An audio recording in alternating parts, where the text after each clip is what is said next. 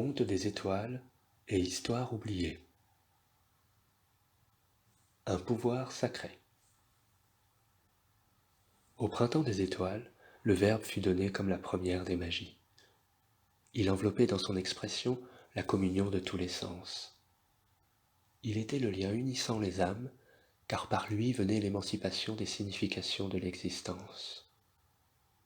Libérant les verrous de la compréhension, les langages devenaient les langues et les mots se mettaient à éclore par milliers.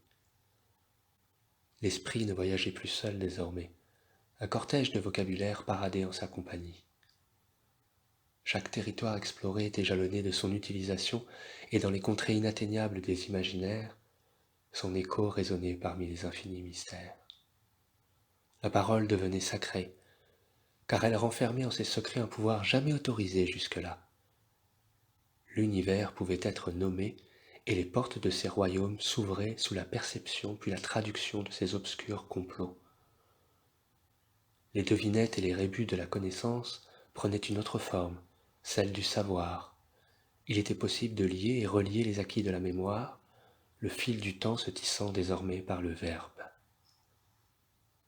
L'accès aux réponses et à leurs questions n'était plus réservé aux seuls initiés.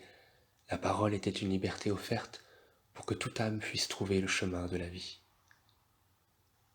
L'univers brodait les accents et les prononciations des peuples libres, déshabillant ces nébuleuses à l'appel du théâtre des voix humaines. Partout les langues faisaient entendre les instruments de leurs magiciens, et les communications se mélangeaient en communion sous l'influence de leurs pratiques. Ici tel dialecte, là tel patois qui parfois, se rencontrant par les différents visages du destin, grandissaient côte à côte ou partageaient ensemble une histoire commune. La magie se liait au cœur des terriens qui maintenant s'accoutumaient à la divination du pouvoir sacré. L'acoustique de leur âme s'imprégnait de plus en plus dans ces résonances révélées. Le monde n'en resta pas inchangé. On découvrait les sentiments par l'expression de leurs conséquences, et l'indice laissé par leur cause dessinait une empreinte audacieuse dans les labyrinthes que l'esprit arpentait. C'est ainsi que l'imagination put découvrir les nouveaux horizons qui l'avaient amené à s'émouvoir, des ravissements royaumes.